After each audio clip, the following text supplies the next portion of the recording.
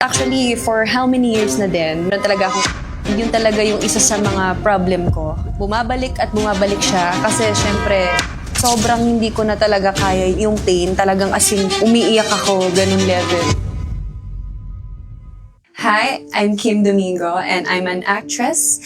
At ikukwento ko lang po sa inyo ang mga naging struggle ko. Ever since, actually, for how many years na din, meron talaga akong acid reflux. And yun talaga yung isa sa mga problem ko. Bumabalik at bumabalik siya kasi syempre, dahil din sa lifestyle ko, yung pagkain number one yon. I love to eat, especially yung mga spicy food. So, for me, ang hirap niyang iwasan. Kapag nakakakain ako ng mga bawal, bumabalik talaga siya. So, sinusumpong, sobrang sakit ng tiyan, and then nagkaka-heartburn din. And there was a time din, siguro mga 2 or 3 times akong napunta ng ospital because sobrang hindi ko na talaga kaya yung pain. Talagang as in, umiiyak ako, ganun level. Magbibigay yung doktor ng medicine, ititreat, and then, syempre, pag napakain ka na naman ng bawal, babalik na naman siya. For me, ang hirap din talagang iwasan ng mga bawal, di ba? So, ganun yung cycle nitong acid reflux ko. So, malaking problem din siya sa akin. Actually, kasi meron akong friend na, yun, lagi ko nakakausap, so alam niya rin yung sitwasyon ko about dyan sa acid reflux ko. In-introduce niya sa akin si Salveo. Sabi niya, i-try mo, wala namang mawawala. But the problem kasi, meron na rin po ako na-try before. At hindi ko siya nagustuhan kasi sobrang tamis. So medyo, hindi kasi ako ganun kahilig po sa sweet. So hindi ko siya nagustuhan. So sabi niya, pero ito try mo. Sabi niya kasi puro, wala siyang sugar. So sabi niya, baka magustuhan mo na. And yun nga, baka mag-improve yung kung ano man yung nararanasan mo ngayon. Sabi niya kasi merong mga taong gumamit ito, nawala din yung acid reflux nila. And at the same time, pang-boost din siya ng immune system. So, kumbaga marami siyang nagagawa. Sabi ko, sige. Kasi sabi ko, parang yung mga gamot is hindi na nag-i-effect. So, tinaray ko siya. Ang ginawa ko, kumain ako ng lahat ng bawal. Lalo na yung mga spicy foods. Kasi yung sabi sa akin ng doktor na, yun yung pinakaiwasan ko. So, ginawa ko, mga spicy foods, sige, in-enjoy ko talaga. Nagtataka ako, sabi ko, aba, hindi ako sinusumpong wala akong ibang tinitake kundi yung Salveo Barley. So, sabi ko, yun yung reason talaga. Salveo Barley talaga. Ayun na, tinuloy-tuloy ko na siya hanggang ngayon. So, mag 2 years ko na siyang iniinom. Iniinom ko siya 2 times a day, 30 minutes bago ako kumain. Ang ginagawa ko, 8. Oo, 8 talaga. Mas gusto ko yung medyo matapang, ganun. At first, kaya ko naman siyang inumin, pero nung una, hindi. Pero syempre, halos everyday talaga, umiinom talaga ako niyan, tapos 2 times a day. So, nakasanayan na siguro siya nung panlasa ko. So, ngayon wala, normal na lang siya sa akin. Tapos, kahit nasa trabaho din ako, dinadala ko siya, nititimpla ko, kahit nasa taping ako, dinadala ko talaga siya. So, part na talaga siya ng daily diet ko. Parang maintenance na talaga siya. Mag 2 years na. Mag 2 years na siya.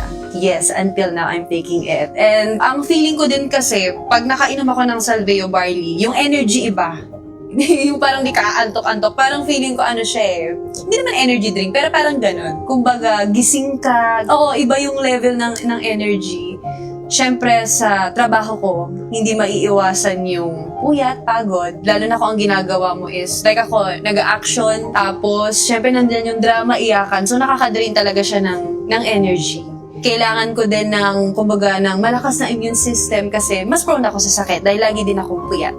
Ang isa din sa napansin ko yung sa tulog. Kasi yun nga dahil syempre nabago na yung body clock ko din. Lalo na kapag, yun nga, nagtitaping ka, syempre laging puyat. Pero nung ininom ko rin siya, ang napansin ko is, ang dali kong makatulog. Kumbaga, naging mas mahimbing, mas malalim yung tulog ko. Kasi before, naranasan ko din, nagigising-gising ako Minsan at the middle of the night. Tapos ang hirap mo nang bumalik sa pagkakatulog. Napakalaking help niya para sa akin. Kasi sabi ko nga, ang hirap talaga iwasan. Lalo na pag bawal, sabi nila, diba, kung ano yung bawal, yun yung masarap. Panglahatan siya kumbaga. Tsaka napanood ko rin yung ibang mga kwentong Salveo. So, ang daming mga good na testimony din. So, pati yung mom ko, since nakita ko yung effect niya sa akin, at talagang sabi ko nga, hindi ako mahihiyang i-recommenda siya sa iba, lalo na sa family ko, friends, and ibang tao. Pati yung mom ko gumagamit na rin. Talagang pinainom ko siya. Ang sabi naman sa akin ng mom ko, napansin niya nga daw na yung energy niya, iba, feeling niya, ang lakas-lakas niya. Ang mom ko kasi is 62 years old.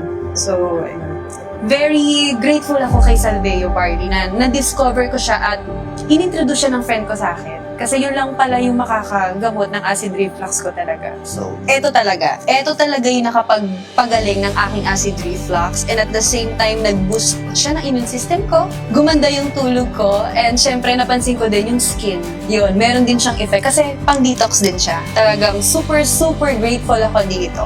And talagang ang masasabi ko lang is, hindi ka mahihiyang i-recommenda siya sa iba. Kasi effective talaga siya, and I know, nag-research din ako about this. So, alam ko na si Salveo yung pinaka-premium, de kalidad yung quality niya, at FDA approved, at number 1 organic food supplement din siya. Ito, dapat talaga matry ito ng mga tao. Hindi ka magsisisi na itry ito.